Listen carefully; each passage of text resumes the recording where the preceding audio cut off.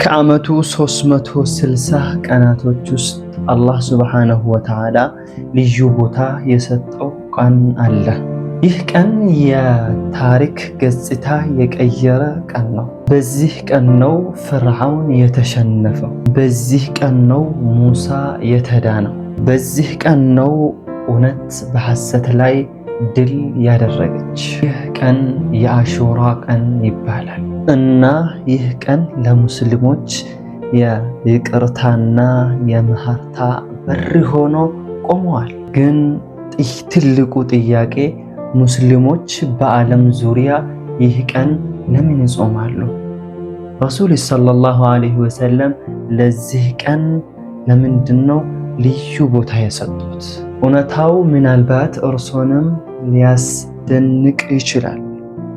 እስከ መጨረሻ ከኔ ጋር ይሆኑት። አሰላሙ አለይኩም ወራህመቱላሂ ወበረካቱሁ። ቢስሚላሂር ረህማኒር ረሂም አልሐምዱሊላሂ ረቢል ዓለሚን ወሰላቱ ወሰላሙ ዐላ ረሱሊላሂ ሰለላሁ ዐለይሂ ወሰለም ወበዕድ። በዘመኑ ከሁሉም በላይ ኃይለኛ ንጉስ ነበረ። ህዝቦቹ ይፈራ ነበረ። ሰራዊቶቹ ብዙ ነበሩ። የሀብት ብዛት የሌለው ነበር።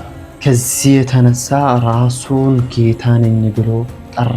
አላህም ሱብሓነሁ ወተዓላ እሱን ለመገሰጽ ሲል ሙሳ ዓለይሂ ሰላም መልእክተኛ አርግቶ ወደ እሱ ይልካል።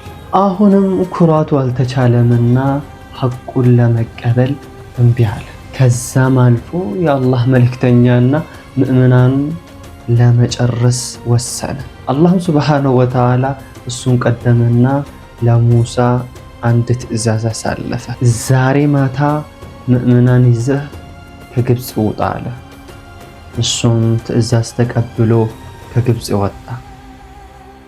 ይሄ ኢንፎርሜሽን ለፍርዓውን ይደርሳል። ፍርዓውንም ብዙ ሰራዊት ይዞ መከተል ጀመረ። ሙሳና ምእመናንም መንገዳቸውን ጀመሩ እና ባህር አካባቢ ደረሱ። ነጋና ኋላቸው ሲያዩት ፍርዓውን ከብዙ ሰራዊቶች ጋር እየተከተለችው ነው።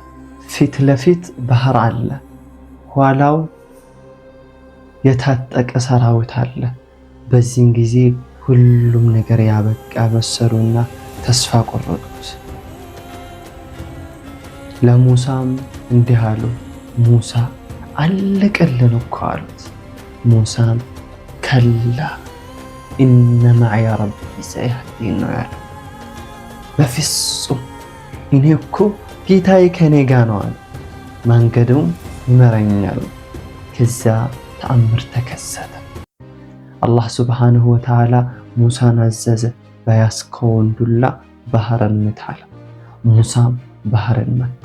ውሃ ቆሞ ባህር ውስጥ መንገድ ተከፈተ። ሙሳና ምእመናንም ሙሉ በሙሉ ተሻግሮ ፍርዓውንና ሰራዊቱ ሙሉ በሙሉ ባህር ሲገቡ አላህ ሱብሓነሁ ወተዓላ ለባህር ትዕዛዝ አሰለፈ ወደ ራሱ እንድመለስ። ባህርም ወደ ራሱ ተመለሰ። ፍርዓውንና ሰራዊቱም በዛው ተሰመጡና ቀራ። ያ ቀን ይህ የአሹራ ቀን ነው። ነቢያችንም ሰለላሁ ዐለይሂ ወሰለም ከብዙ ዓመታት በኋላ ነቢይ ሆኖ ተላኩ። ከዛ መካ ውስጥ ዳዕዋቸውን ቀጠሉ። መካ ለዳዕዋ ምቹ አልሆነም ስትል ረሱልም ሰለላሁ ዐለይሂ ወሰለም ከመካ ወደ መዲና ተሰደዱ።